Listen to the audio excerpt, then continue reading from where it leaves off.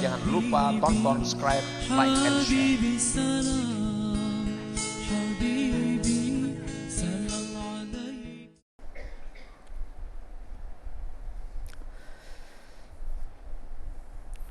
Nah, arti tidur adalah bahwa guring itu panca indera tenang atasnya. Orang guring panca indera kada berfungsi. Mata, telinga, tangan, semua kada berfungsi. Arti tidur adalah bahwa panca indera tenang atasnya, ia tidak mendatangkan kepada hati. Jadi waktu kita guring itu, hati kita ini sebenarnya kosong dari kesibukan tuntutan panca indera.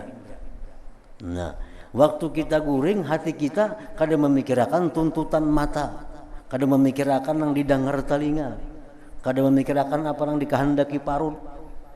Waktu kita guring. Jadi waktu kita guring itu hati kita kosong.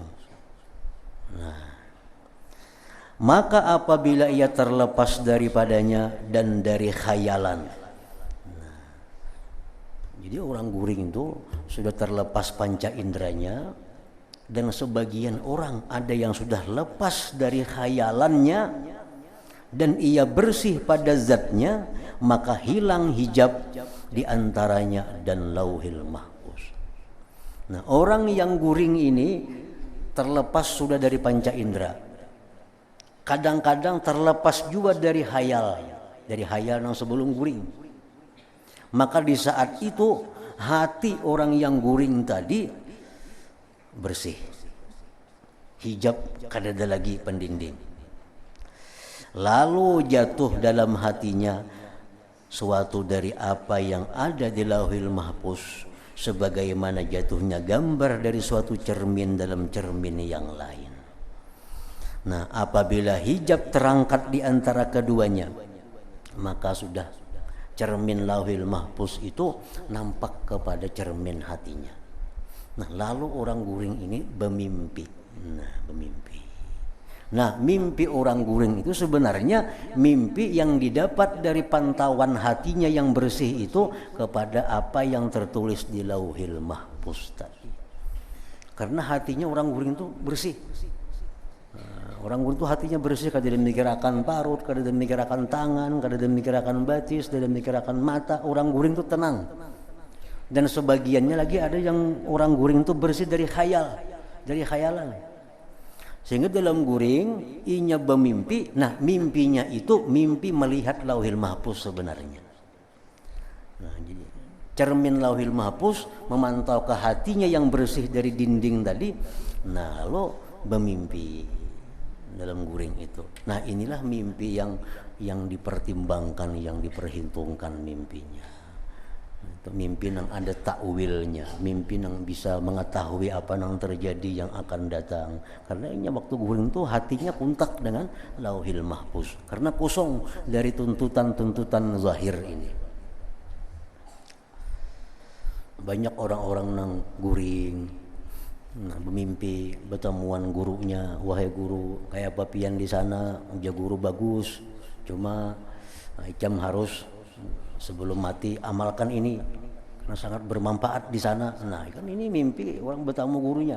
Itu adalah melihat dari lauhil mahfuz ke dalam hatinya apa yang terjadi. Nah, sehingga mimpi ini jadi sesuatu yang bermanfaat. Ada orang bermimpi bertemu Rasulullah berpaling daripadanya. Nah, lalu jadi masalah apa takwilnya kalau Rasul itu berpaling daripadanya. Oh, ini sekalinya kejadiannya yang mesti diselesaikan. Nah, jadi mimpi itu jadi sesuatu yang berguna, yang bermanfaat.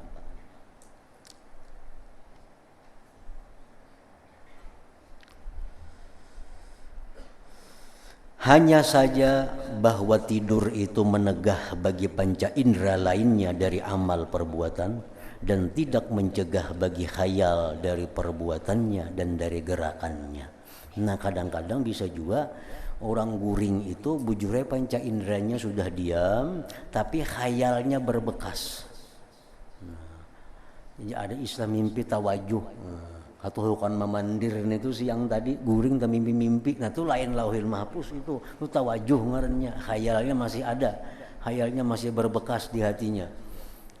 Nah, ini mimpi kada kawa diiktibar karena ini khayal nah masuk. Dan kalaupun diiktibar juga itu melalui takwil, melalui takbir mimpi. Maka apa yang jatuh dalam hati itu disegerakan oleh khayalan, lalu ia menirukannya dengan sesuatu contoh yang mendekatinya, dan yang dikhayalkan itu lebih tetap dalam hafalan daripada lainnya. Maka kekallah khayalan itu dalam hafalan. Maka apabila ia terbangun, maka ia tidak ingat selain khayalan. Maka orang yang mentakbirkan mimpi memerlukan agar ia memandang kepada khayalan ini sebagai suatu hikayat, maksudnya arti dari arti-arti. Nah, jadi kalau kita ada mahayal-hayal sebelumnya, lalu kita guring, khayalan itu keluar dalam mimpi kita, nah itu mimpi kada kawa ditaguk 100%, kada kawa ditelan 100%. Itu harus kalau hendak memproses mimpi itu melalui ilmu takbir mimpi, maka melalui ilmu takbir mimpi. Nah, dari ilmu takbir mimpi itu bisa memproses apa khayalan itu maknanya kalau di dalam mimpi. Maka ia kembali kepada arti-arti itu dengan penyesuaian antara orang yang berkhayal dan arti-arti itu. Dan contoh-contoh demikian itu jelas bagi orang yang memandang pada ilmu takbir mimpi. Nabi Yusuf itu ahli takbir mimpi. Ada umat Nabi kita yang namanya Ibnu Sirin itu ahli takbir mimpi. Banyak lagi yang lain. Dan mengarang kitab.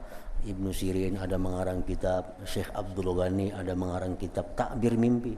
Kalau mimpinya ini, mimpi guring melihat ada warna habang, oh ini artinya ini. Nah, itu ada kitabnya. Dan contoh-contoh demikian itu jelas bagi orang yang memandang pada ilmu takbir mimpi. Dan cukup bagimu satu contoh, yaitu bahwa seorang laki-laki berkata kepada Ibnu Sirin, saya bermimpi seolah-olah di tanganku cincin. Maksudnya cincin itu cap. Nah, karena orang dahulu tuh cap itu pakai cincin. Macam Nabi kita kan di cincin sini tuh Muhammad Rasulullah. Sehingga bila ada yang perlu disetimpil langsung dicapakan utas itu. Bermimpi orang ini di tanganku ada cincin, maksudnya ada cap. Bila dicap ternyata kunci sudah tuh. Ada kau ditambah dikurang, ada kau dibuka lagi dilak. Di tanganku ini cincin, cap. Yang saya capkan dengan cincin itu akan mulut-mulut laki-laki dan kemaluan perempuan. Orang bermimpi, wahai Ibnu Sirin, orang bermimpi malam tadi malakban mulut laki-laki, malakban kemaluan perempuan. Ibnu Sirin berkata, kamu adalah muazzin. Kamu ini seorang muazzin yang melakukan azan sebelum subuh pada bulan Ramadan. Ikam ini kasungsungan bang subuh belum waktunya lagi. Sehingga orang nang aturannya masih boleh makan, jadi kada wani makan lagi. Ikam bang sudah di masjid. Orang anak bakumpul laki bini mendengar ikam bang, jadi kada wani lagi. Jadi ikam sama hukumnya malakban mulut orang, malakban kemaluan perempuan. Kan jawaban takbir mimpinya tuh.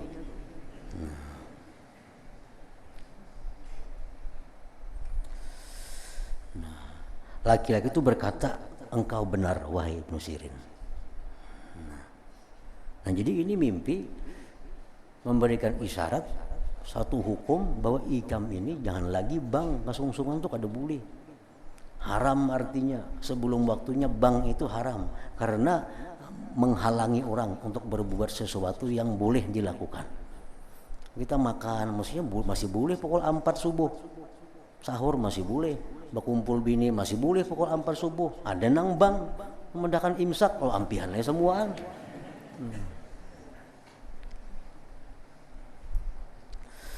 Nah, maka perhatikanlah bahwa jiwa hakikat cap adalah pencegahan.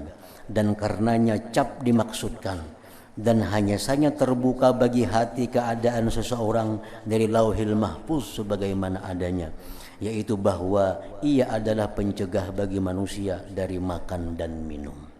Tetapi khayalan itu menyusun larangan ketika mengecap dengan cincin, dan percontohan larangan itu dengan gambar khayalan yang mengandung hakikat atau jiwa arti dan tidak tersisa dalam hafalan selain gambar khayalan. Jadi kalau sebelum guring itu ada hayalan-hayalan, lalu bermimpi dan mimpinya itu ada mirip dengan yang dihayalkan sebelum guring, maka mimpi itu kadangkala langsung diambil satu pedoman. Itu mesti melalui ilmu takbir mimpi. Tapi kalau kita belum guring, kadang memikirkan sesuatu apa-apa, timbul mimpi itu. Nah ini awal langsung diambil i'tibar mimpi itu. Karena itu murni sudah dari hati yang memantau lauhul mahfuz tadi. Maka inilah bahagian yang sedikit dari lautan ilmu ta'bir mimpi yang tidak terbatas keajaiban-keajaibannya, dan bagaimana tidak, sedangkan tidur itu saudaranya kematian. An-naum itu akhul maut, guring tuh dang sanaknya mati. Orang guring tuh badang sanak lawan orang mati. Dan itu ada pemahamannya, bukan dipaham sebagai zahirnya. Sebagai zahir bisa dipaham bahwa guring itu dang sanak mati. Sama pada kada mendengar di kiau, kada melihat, kada pinandu, kada merasa apa yang terjadi. Nah, dan sesungguhnya kematian itu adalah suatu keajaiban dari keajaiban. Sebagaimana guring itu pun keajaiban dari keajaiban. Dan ini tidur karena bahwa ia menyerupai kematian dari segi yang lemah adalah bekas pada membuka tutup dari alam gaib. Orang guring bermimpi ini bisa mengetahui dengan yang gaib yang akan terjadi. Nah, orang guring nih bermimpi, mimpinya itu bisa memberitahu keadaan yang akan terjadi atau keadaan orang yang berada di alam barzah sana. Nah, sehingga orang yang tidur menjadi mengetahui akan yang terjadi di masa mendatang. Artinya orang guring aja itu sudah bisa terbuka perkara gaib. Orang nang guring aja sudah bisa melihat perkara nang kada bisa dilihat waktunya jaga. Itu orang guring. Maka apa pendapatmu tentang kematian? Apalagi orang mati. Nah, lebih mengetahui lagi inya daripada orang nang hidup ini. Bagaimana alam barzah, bagaimana munkar nakir, orang mati tahu. Nah, kita kada tahu. Kecuali dalam mimpi. Kalau di alam jaga kita kada akan bisa melihat munkar nakir. Di alam nyata kita kada bisa melihat alam barzah. Tapi orang mati itu sudah dibuka hijab sehingga dia melihat alam barzah seperti ini, alam munkar nakir seperti ini. Nah, maka apa pendapatmu tentang kematian yang merubik dinding dan membuka tutup secara keseluruhan? Jadi orang mati itu total, dinding itu ditutup, dibuka habis sehingga kada ada lagi nang kada dilihatnya. Sekecil apapun amal kebaikan dilihatnya, sekecil apapun amal jahat dilihatnya.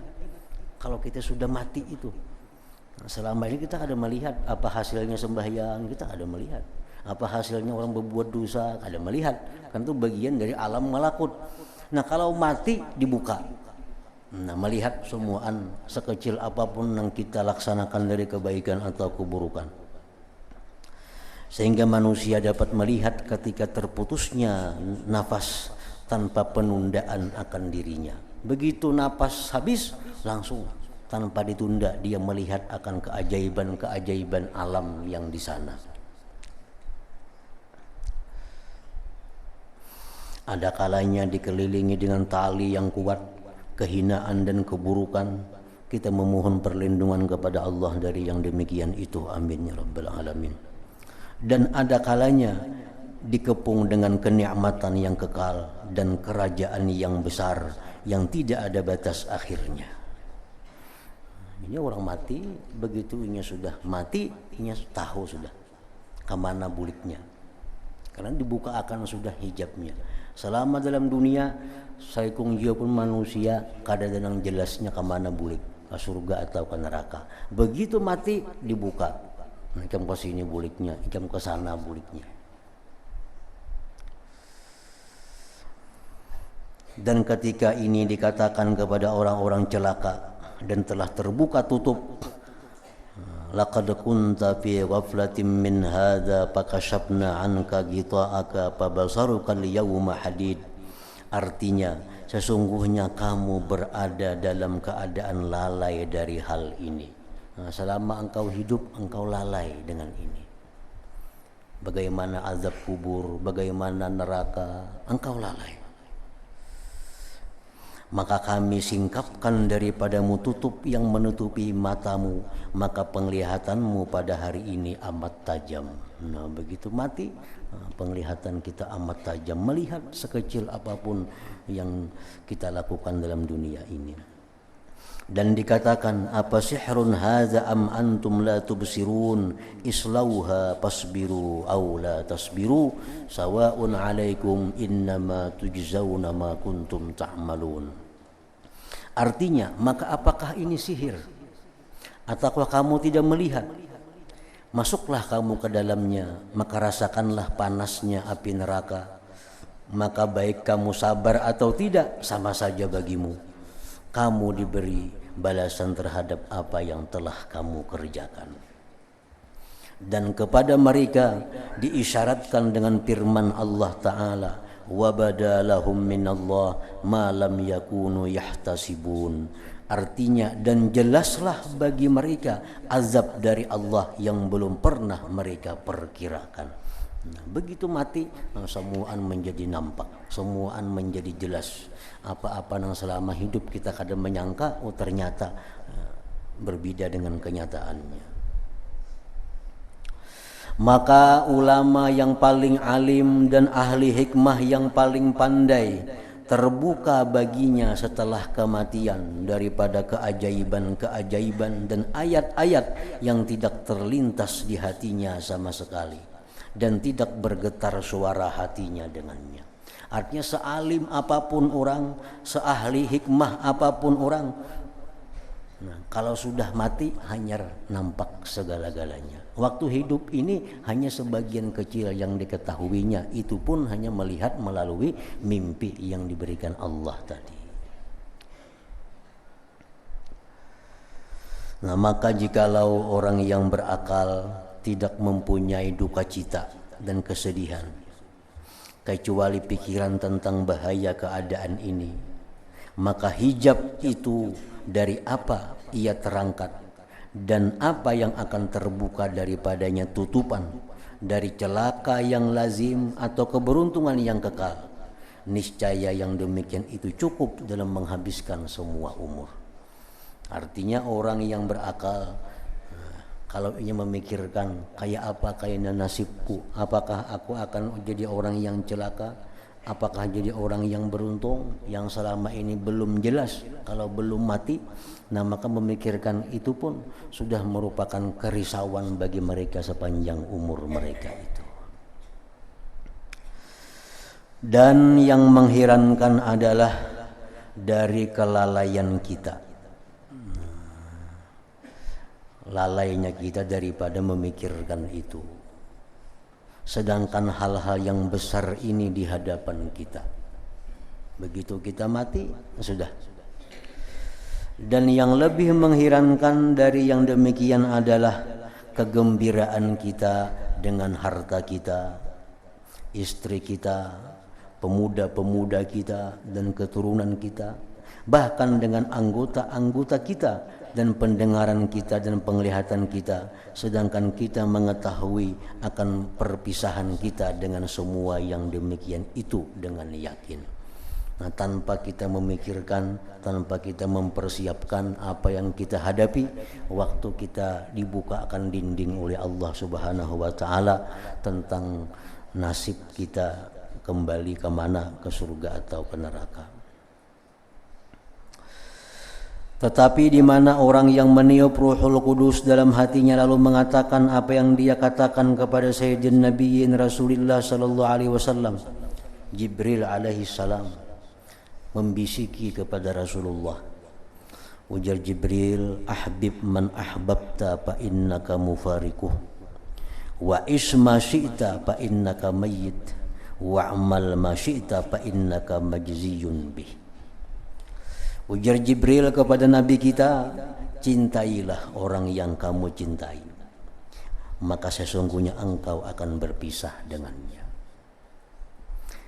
Hiduplah menurut apa yang kamu kehendaki, maka sesungguhnya kamu akan mati. Dan berbuatlah apa yang kamu kehendaki, karena sesungguhnya kamu akan dibalas dengannya. Bisikan Jibril kepada Nabi kita.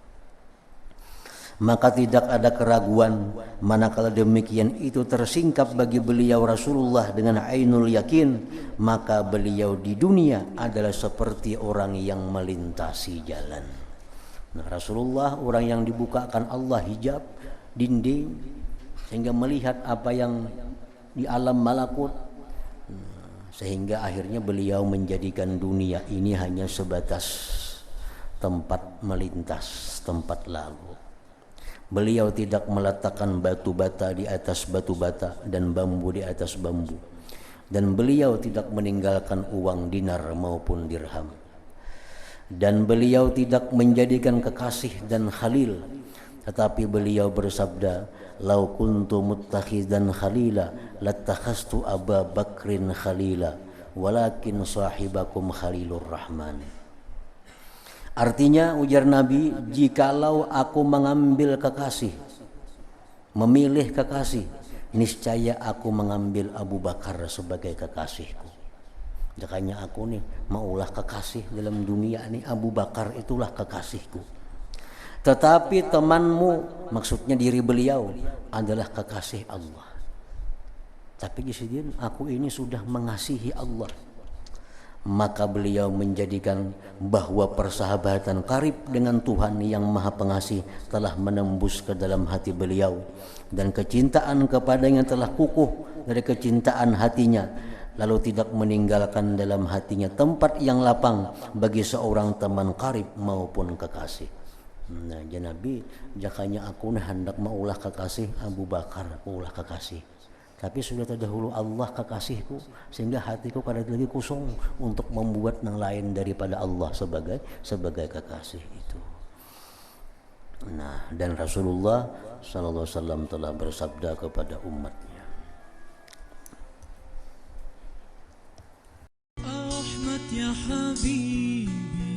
jangan lupa tonton, subscribe, like, and share.